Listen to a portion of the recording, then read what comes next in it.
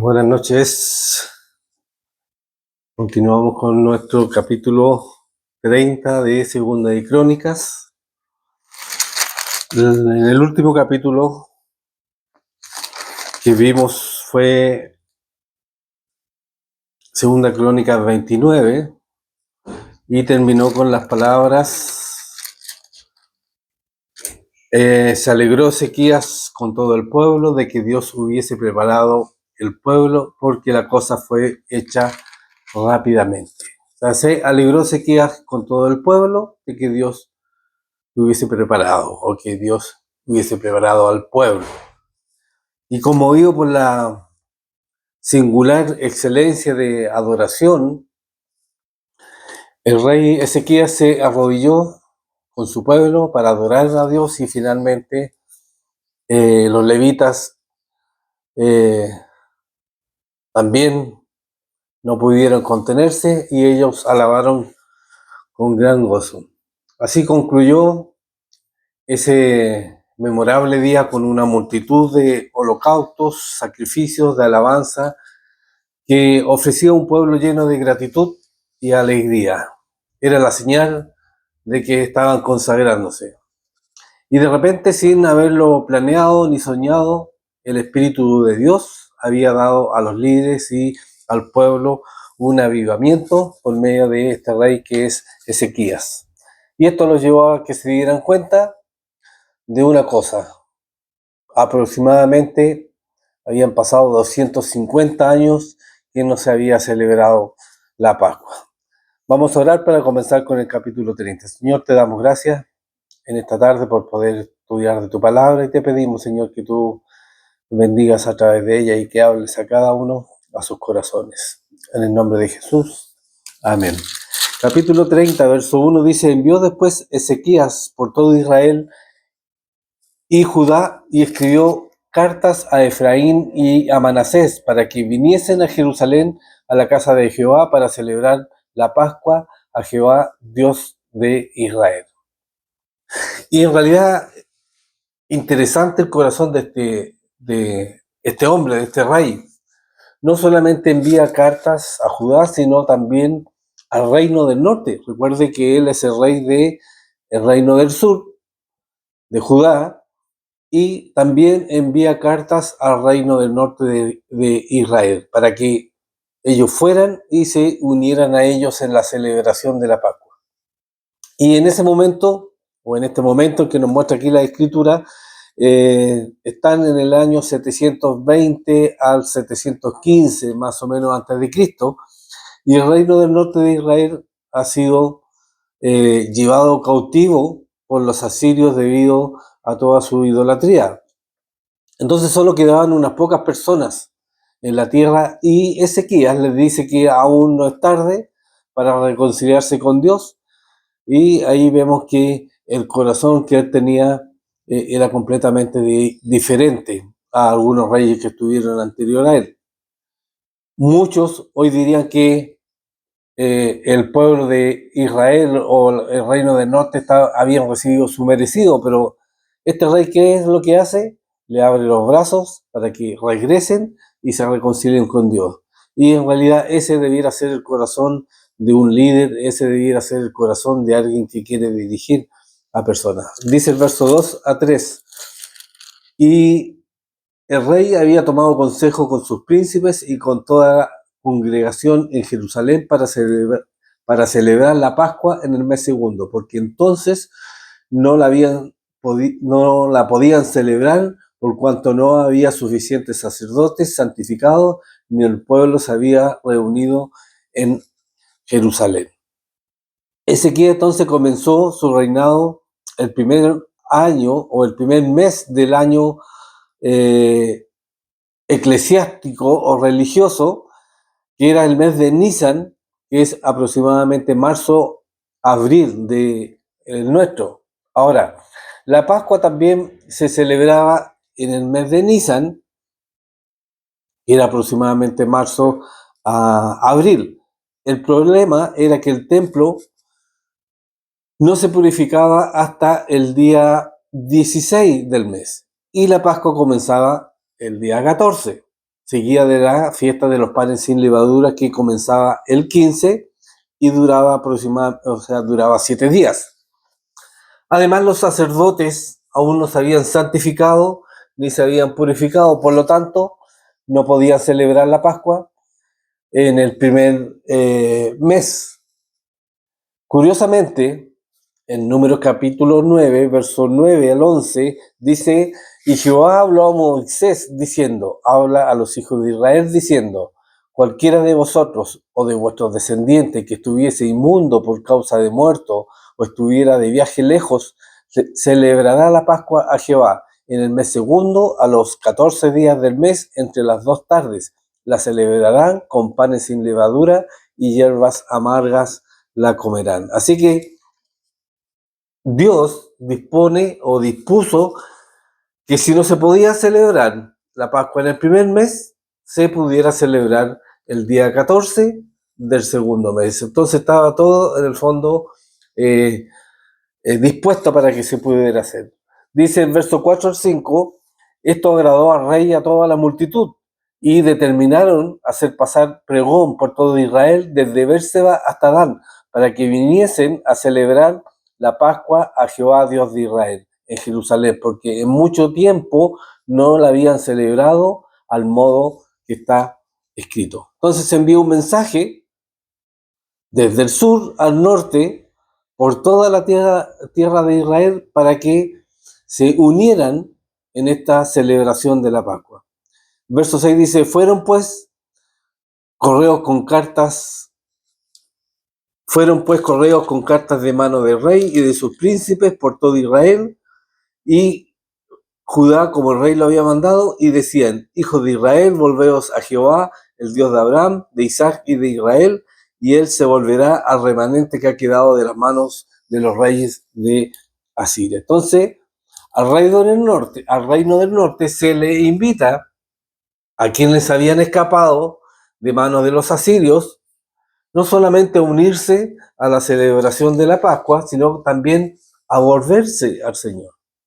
Y él les dice que si ellos se vuelven al Señor, Él se volverá a ellos. O sea, en el fondo les dice, pónganse bien con Dios o permanezcan separados de Él. Pero la invitación era a volverse a Dios. Verso 7 al 9 dice, no seáis como vuestros padres y como vuestros hermanos que se rebelaron contra Jehová, el Dios de sus padres, y Él los entregó a desolación como vosotros veis. No endurezcáis pues ahora vuestra cerviz como vuestros padres, someteos a Jehová y venid a su santuario, el cual Él ha santificado para siempre, y servid a Jehová vuestro Dios, y el ardor de su ira se apartará de vosotros. Porque si os volviereis a Jehová, vuestros hermanos y vuestros hijos hallarán misericordia delante de los que los tienen cautivos y volverán a esta tierra, porque Jehová vuestro Dios es clemente y misericordioso y no apartará de vosotros su rostro si vosotros os volviereis a él. Hebreos capítulo 13, verso 8 dice que Jesucristo es el mismo ayer, hoy y por los siglos. Sin embargo, cuando pensamos en Dios, pero en el Antiguo Testamento, generalmente lo imaginamos lleno de ira y de venganza, con poca clemencia y con poca misericordia. Pero ese es un concepto erróneo de Dios, puesto que Dios no ha cambiado. El Dios del Nuevo Testamento es el Dios del Antiguo Testamento, un Dios lleno de gracia y misericordia. De hecho, Lamentaciones, capítulo 3, versos 22 al 23, dice, por la misericordia de Jehová no hemos sido consumidos, porque nunca decayeron sus misericordias, nuevas son cada mañana, grande es tu fidelidad. Entonces, además, lo que hicieran iba a afectar a sus hermanos que estaban en cautiverio.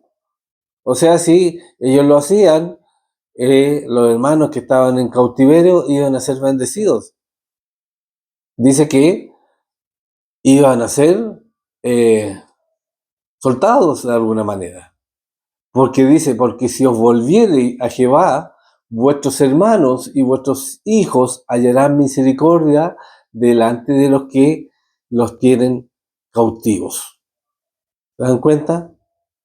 Y eso es cierto no solamente en ese tiempo, sino que también hoy, porque somos parte del mismo cuerpo, el cuerpo de Cristo. Y lo que hace una parte del cuerpo afecta a todo el cuerpo. O sea, no podemos estar separados. Cuando una hermana o un hermano tropieza o cae, cuando un líder tropieza o cae, afecta a todos. Y por eso debemos estar unidos y no solamente somos responsables delante de Dios, sino que también somos responsables los unos ante los otros. Verso 10 dice, pasaron pues los correos de ciudad en ciudad por la tierra de Efraín y Manasés hasta Saulón, mas se reían y burlaban de ellos. Y aquí lamentablemente vemos una triste imagen de lo que es un corazón duro o una persona de dura cerviz. Fíjense, Dios acaba de juzgar al reino del norte de Israel por su idolatría, por su pecado, e incluso después de que muchos fueron o habían sido llevados cautivos, todavía se niegan a arrepentirse de lo que habían hecho. O sea, se ríen, por decirlo de una forma, en la cara de Dios. Pero puede que se rían por un tiempo, pero la gracia y la misericordia de Dios va a llegar a su fin en algún momento y se van a enfrentar a su Creador, obviamente no riéndose, sino con dolor, con lágrimas, pero será demasiado tarde. Y como dice el escritor de Hebreos, horrenda cosa es caer en las manos del Dios vivo. En Hebreos capítulo 10, verso 31 nos dice eso. Sigamos, versos 11 y 12. Con todo eso, algunos hombres de Aser, de Manasés y de Zabulón se humillaron y vinieron a Jerusalén. En Judá también estuvo la mano de Dios para darles un solo corazón para cumplir el mensaje del rey y de los príncipes, conforme a la palabra de Jehová. O sea, no todos tenían un corazón duro. Y sí, algunos respondieron a la invitación de reconciliarse, de volverse a Dios e ir a Jerusalén a celebrar la Pascua. Y me encanta lo que sucedía en Judá. Fíjense que tenían una sencillez de corazón. Dice el verso 11 y 12 que tenían un solo corazón para cumplir el mensaje del rey. Dice que se humillaron y vinieron a Jerusalén. O sea, estaban enfocados en el Señor. Y lo que los unía en uno era precisamente aquello, el enfoque en el Señor. Entonces, hermano, Jesús es quien nos une. Y eso en el fondo nunca va a cambiar. Eso es lo que nos debe mantener unidos. No es porque tenemos las mismas actitudes, no es porque pensamos lo mismo, no es porque tenemos una misma forma de actuar. No, lo que nos une es Jesús. El enfoque siempre, el centro siempre es Jesús. Y dice el verso 13, y se reunió en Jerusalén mucha gente para celebrar la fiesta solemne de los panes sin levadura, y en el mes segundo una vasta reunión. En Deuteronomio capítulo 16, versos 16 al 17, dice, 3 veces cada año aparecerá todo varón tuyo delante de Jehová tu Dios en el lugar que él escogiere, en la fiesta solemne de los panes sin levadura, y en la fiesta solemne de la semana, y en la fiesta solemne de los tabernáculos, y ninguno se presentará delante de Jehová con las manos vacías, cada uno con la ofrenda de sus manos conforme a la bendición que Jehová tu Dios te hubiere dado. O sea, además, la fiesta de los panes sin levadura incluía la Pascua, y muchas veces se hablaba de ellas como una sola fiesta, en el fondo. Pero la fiesta de la Pascua comenzaba el 14 de Nisan y la fiesta de los panes sin levadura comenzaba el 15 de Nisan y duraba 7 días. Y dice el verso 14 al 17, y levantándose, quitaron los altares que había en Jerusalén, quitaron también todos los altares de incienso y los echaron al torrente de Cedrón. Entonces sacrificaron la Pascua a los 14 días del mes segundo, y los sacerdotes y los levitas, llenos de vergüenza, se santificaron y trajeron los holocaustos a la casa de Jehová, y tomaron su lugar en los turnos de costumbre, conforme a la ley de Moisés, varón de Dios, y los sacerdotes esparcían la sangre que recibían de manos de los levitas, porque había muchos en la congregación que no estaban santificados, y por eso los levitas sacrificaban la Pascua por todos los que nos habían purificado, para santificarlos a Jehová. Entonces, durante la fiesta de la Pascua, las personas debían tomar su propio cordero, sin mancha ni defecto, y sacrificarlo uno mismo. El problema radicaba en que muchos no se habían purificado ceremonialmente. Y probablemente muchos ni siquiera sabían cómo hacerlo, porque se había perdido absolutamente todo. Por todo el tiempo que estuvieron separados y apartados de Dios, y por esos 250 años que no habían celebrado la Pascua. Por eso dice aquí que los levitas sacrificaban los corderos por los que estaban inmundos, por decirlo, como nos dice aquí la Escritura, que no estaban purificados. Dice verso 18 al 20, porque una gran multitud del pueblo de Efraín y Manasés y de Isaacar y Zabulón no se habían purificado, y comieron la Pascua no conforme a lo que está escrito. Mas Ezequías oró por ellos, diciendo: Jehová, que es bueno, sea propicio a todo aquel que ha preparado su corazón para buscar a Dios, a Jehová, el Dios de sus padres, aunque no esté purificado según los ritos de purificación del santuario. Y oyó Jehová a Ezequías y sanó al pueblo. Entonces, fíjense, el pueblo de Israel llevaba tanto tiempo en la idolatría que ni siquiera sabía cómo purificarse. Sin embargo, anhelaban volverse a Dios.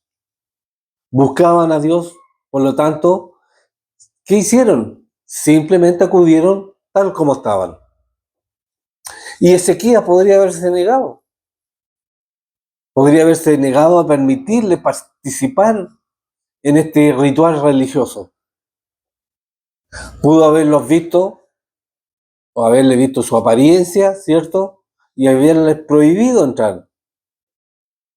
Pero él entendió y comprendió algo, que no es el ritual religioso, que no es la celebración de la Pascua lo que salva, sino es un asunto del corazón. Y que la gente estaba buscando al Dios verdadero, al Dios real, al Dios vivo. Y fíjense que hoy en día parece que ocurriera lo contrario, porque a la gente se le impide entrar a una iglesia muchas veces por su apariencia, por su vestimenta o por cualquier otra razón. Y si ustedes recuerdan cómo comenzó la capilla en la década de los 60, 70, hubieron hippies que buscaban sinceramente al Señor y entraron en la iglesia para reconciliarse con Dios. Y debido a su apariencia, ¿qué ocurrió? Los pastores o la gente de ese tiempo les dijo que primero tenían que irse, asearse, cortarse el pelo, cambiarse de ropa y luego regresaran. Pero finalmente ellos nunca lo hicieron. Pero hubo sí alguien que estuvo dispuesto, ¿cierto? Como el pastor Chuck, que permitió que entraran y que dijo: si hay que cambiar la alfombra porque se ensucia, se cambia la alfombra. Porque Dios nos dice que debemos ir delante de Él tal como somos, tal como estamos. Porque es un asunto del corazón, no es un asunto de la ropa que uno viste, y eso es algo que nunca debemos olvidar en las Calvary Chapel. Porque en realidad todas las personas y los estilos que sean son bienvenidos. No porque una persona viene de mejor forma vestida, va a ser mejor bienvenido que otra persona que quizás no tiene la capacidad. O porque tiene otro estilo, un rockero, no sé, un hip hopero. Verso 21 dice, así los hijos de Israel que estaban en Jerusalén celebraron la fiesta solemne de los panes sin levadura por 7 días con grande gozo y glorificaban a Jehová todos los días los levitas y los sacerdotes cantando con instrumentos resonantes a Jehová. Entonces cuando surge un verdadero avivamiento, se ve por el gran gozo, la gran alegría, y una de las cosas que Dios da también son nuevos cantos para cantar. Fíjense que aquí dice que cantaban o tocaban con instrumentos resonantes a Jehová, eran bulliciosos, sonaban muy fuerte. Y claro, los estilos de adoración cambian, pero la letra es lo importante y debe seguir siendo la misma. El enfoque debe seguir siendo el mismo, y que es en Dios. Hay muchas canciones hoy en día que son que dicen menos, lo menos de Dios, que son emocionales. Y por eso uno debiera estar ansioso, deseoso que Dios dé a los equipos de adoración o de la alabanza nuevas canciones. Cuando Dios les está hablando a sus corazones, los músicos son los que tienen que hacer nuevas canciones. Lamentablemente, quizás nosotros como iglesia local no tenemos esa posibilidad. Todos los músicos en algún momento han partido. Y en cuanto a la adoración, con mucha frecuencia se vive en el pasado. Himnos, cantando himnos antiguos de los 1700, 1800. Ahora, obviamente no hay nada malo en los himnos. También hay himnos que son muy hermosos. Pero Dios sigue vivo y Él con el tiempo también da nuevas canciones para cantar. Nueva vida que nos centra de nuevo en Él, porque Él nuevamente, para insistir, debe ser el enfoque. La adoración debe ser hacia arriba. Yo cuando canto, cuando adoro, debe ser hacia arriba, no hacia los costados, no hacia la gente, ni hacia mí mismo. Debe ser hacia Dios. Por eso es importante a veces analizar las canciones que uno canta. Dice el verso 22 al 23, y habló Ezequías al corazón de todos los levitas que tenían buena inteligencia en el servicio de Jehová, y comieron de los sacrificados de la fiesta solemne por 7 días, ofreciendo sacrificios de paz y dando gracias a Jehová, el Dios de sus padres, y toda aquella asamblea determinó que celebrasen la fiesta por otros 7 días, y la celebraron otros 7 días con alegría. Entonces vemos claramente que la adoración era importante, pero también lo era la palabra de Dios. Así que, ¿qué comenzaron a hacer? Comenzaron algunos estudios alimentándose de la palabra de Dios. Eso fue lo que hicieron. Y todo fue de una forma tan maravillosa que extendieron, fíjense, su celebración otros 7 días. O sea, en el fondo no querían parar. O sea, querían seguir adorando, querían seguir cantando, y cuán diferente muchas veces son a las reuniones, que no se halla la hora de querer terminar para salir arrancando. Pero aquí miren, sigamos celebrando, dijeron, verso 24. Dice, porque Ezequías, rey de Judá, había dado a la asamblea 1000 novillos y 7000 ovejas, y también los príncipes dieron al pueblo 1000 novillos y 10.000 ovejas, y muchos sacerdotes ya se habían santificado. Fíjense que aquí Ezequías da de sus bienes al Señor. O sea, él dio a la asamblea, dice, 1000 novillos y 7000 ovejas. y también los líderes dieron al pueblo 1000 novillos y 10.000 ovejas. Y pudieron seguir haciendo lo que estaban haciendo.